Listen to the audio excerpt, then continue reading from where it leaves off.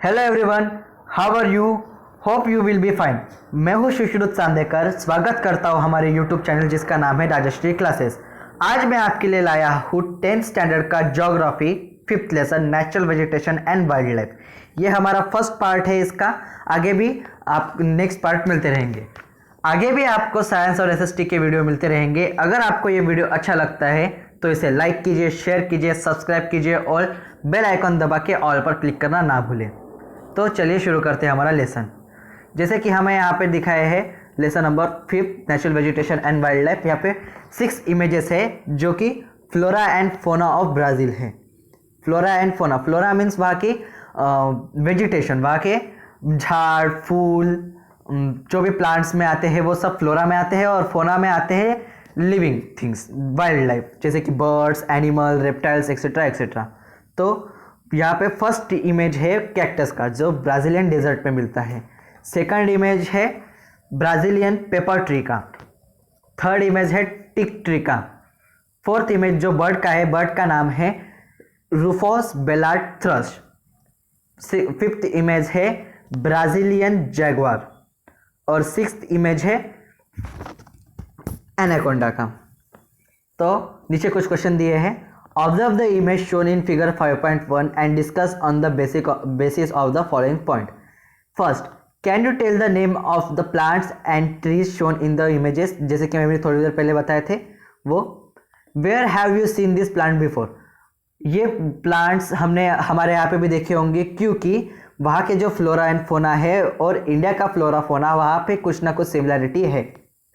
Name the फोना shown in the images, जैसे फोना में ये इमेजेस, ये वाले इमेजेस आते हैं बर्ड का, जैगवार का और एनाकोंडा का, जिसका मैंने अभी नाम बताए थे। Where have you seen them before? TV में या फिर हमने रियल लाइफ में भी देखा है, क्योंकि अभी थोड़ी देर पहले मैंने बताया था कि वहाँ का फ्लोरा फोना, ब्राज़ील का फ्लोरा फोना और इंडिया का फ्लोरा फोना दोनों सिमिलर है। तो you might have recognized the species shown above and discussed them because there is similarity between them and many Indian species। जैसे कि मैंने अभी आपको थोड़ी देर पहले बताया था कि ब्राज़ीलियन स्पीशीज और इंडियन स्पीशीज में सिमिलरिटी है, but this species are found in Brazil. पर ये स्पीशीज ब्राज़ील में फाउंड हुई है, इसलिए इनके सामने ब्राज़ीलियन नाम लगा है, जैसे कि Brazilian cactus, Brazilian pepper tree, Brazilian guava etcetera. Now we will study about the variety of flora found in Brazil. In figure 5.2, rainfall, flora and fauna of Brazil have been shown in the cross profile along the physiography। जैसे कि अब मैं आपको एक image दिखा रहा हूँ, cross profile दिखाया गया है। क्रॉस प्रोफाइल मतलब ये वाला प्रोफाइल, ठीक है। तो ब्राज़ील से इक्वेटर पास होती है, ट्रॉपिक ऑफ कैंसर पास होता है, इसलिए वहाँ पे जहाँ पर भी इक्वेटर पास होता है वहाँ पर रेनफॉल ज़्यादा होता है, और जहाँ पे ज़्यादा रेनफॉल होता है वहाँ पे हमें वेजिटेशन ज़्यादा दिखेगा, मीन्स झाड़ वहाँ पे ज़्यादा दिखेगा, मतलब वहाँ पे हमें एवरग्रीन फॉरेस्ट मिलेंगे। अगर हमें वहाँ पे एवरग्रीन फॉरेस्ट मिलते हैं तो वहाँ का फ्लोरा, वहाँ का फोना भी हमसे अलग होगा, ठीक है। This change occur in the above element while going from north to south is clearly seen here. From north to south equatorial region है, मतलब टिक ट्री वहाँ पे मिलता है, पेपर ट्री वहाँ पे मिलता है। From north to south, north में जहाँ पे हम जहाँ पे ब्राज़ील का टॉप है, ये रहा ब्राज़ील का टॉप, ये जो नॉर्थ डायरेक्शन है, नॉर्थ डायरेक्शन, यहाँ पर टॉप इक्वेटर पास होता है। तो यहाँ पे अमेज़न है, यहाँ पे एवरग्रीन फॉरेस्ट है, यहाँ पे अलग अलग स्पीशीज़ मिलती हैं।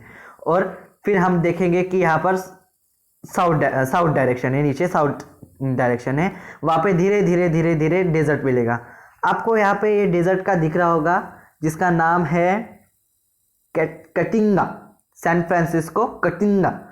यहाँ पर हमें डेजर्ट मिलता है, तो डेजर्ट में हमें कैक्टस मिलेंगे। तो ये ऊपर का फर्स्ट इमेज कैक्टस का है, वो हमें डेजर्ट में मिलेगा। फ्लोरा एंड फोना भी पूरे इसमें फैली हुई है, तो भी यहाँ पे दिखाए गए हैं कुछ, जैसे कि नॉर्थ में अमेज़न रिवर बेसिन में हमें वल्चर दिख रहा है कुछ। ये जो एनिमल है ये है लॉयन टेल मंकी, इसकी टेल लॉयन की तरह दिखती है इसलिए इसका नाम लॉयन टेल मंकी है। ये anacondas, different type of squirrels, parrots, eagle, फिर धीरे धीरे birds, fishes and different animals are seen in the Brazil because of their Tropic of Capricorn and Equator. Discuss about this in the class and write a note about it. तो हम geographical explanation देखते हैं. Brazil vegetation, हम यहाँ पे अभी पहला part Brazil vegetation देखने वाले हैं. In Brazil rainfall varies due to physiography in the most part of equatorial reason.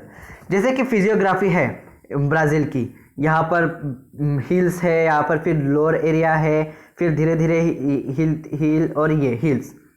तो यहाँ पर ग्रासलैंड एरिया भी है, एब्रॉल्ड and aquatic animal 28 degree Celsius. यहाँ पर इक्वेटोरियल फॉरेस्ट है, यहाँ पर हमें इक्वेटोरियल फॉरेस्ट दिख रहा है क्योंकि यहाँ से इक्वेटर पास होता है इसलिए. फिर टेम्पर फॉरेस्ट यहाँ पे दिख रहा है क्योंकि यहाँ सर इक्वेटोरियल के थोड़े बाजू में है. ये हमारा कोस्टल प्लेन है, मतलब जैसे कि हमने देखा है क्लाइमेट लेसन में कि जब रेन होता है तो यहाँ पर उसकी हिल है तो वहाँ पे वो ऊपर जाते जाते उसकी डेंसिटी कम होती रहती है और वहाँ पे रेनफॉल ज़्यादा होता है.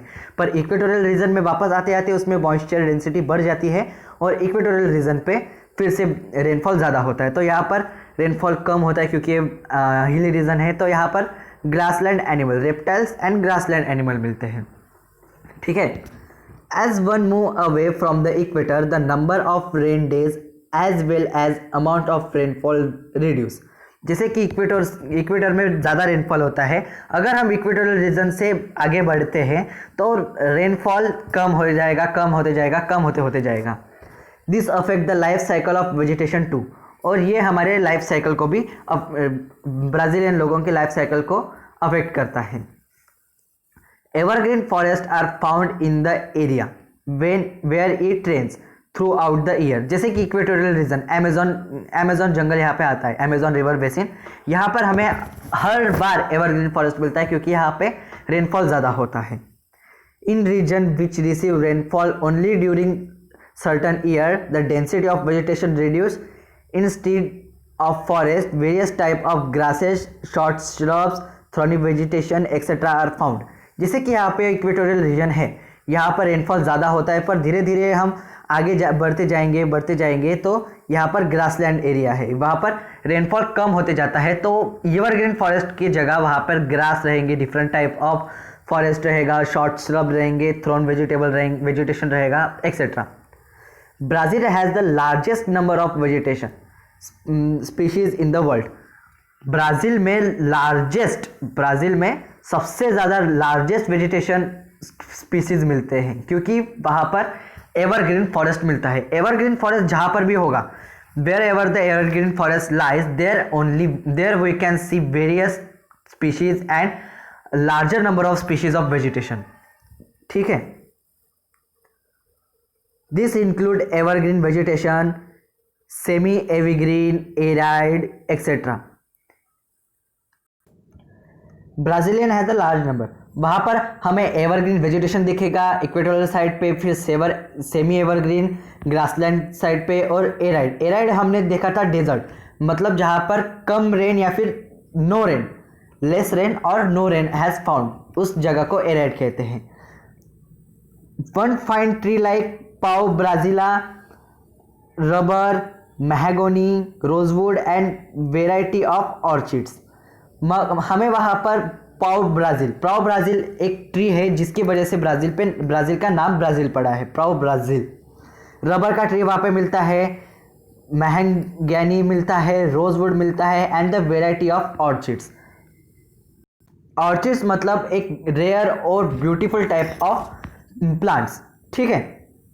Because of evergreen rainforest in Brazil, there is a large amount of oxygen that is released in the environment. मतलब जहाँ पर ज़्यादा झाड़ होंगे वहाँ पर हमें ज़्यादा ऑक्सीजन मिलेगा, कार्बन कम मिलेगा, कार्बन डाइऑक्साइड, ऑक्सीजन ज़्यादा मिलेगा. ठीक है. This help to reduce carbon dioxide level. Brazil के अमेजोन, यहाँ पे आप देखेंगे ब्राज़ील के अमेजोन रिवर पे यहाँ पर ज़्यादा ये दिख रहे हैं हमें फ्लोरा एंड फोना, different type of animals, different type of क्या बोल सकते हैं हमें फ्लोरा.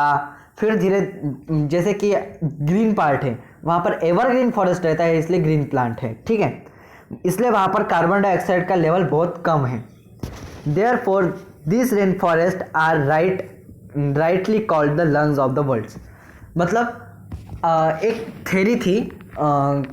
थ्योरी थी जिसमें कहा गया था कि wherever there is evergreen forest there lies there the world can take smell because so many large amount of oxygen is released, so therefore this rainforest are called as a lungs of the world। जहाँ पर भी evergreen forest होता है वहाँ से जितना भी oxygen ज़्यादा ऑक्सीजन निकलता है वहाँ पे उसे लंग्स ऑफ द वर्ल्ड कहा जाता है। तो इसी के साथ हमारा पहला पार्ट कंप्लीट होता है। Thanks for watching this video. Please like share and subscribe our channel Rajshree classes, और धीरे धीरे मैं इसके वीडियो आपको अपलोड करते जाऊंगा। सो तब तक के लिए have a nice day. Thank you.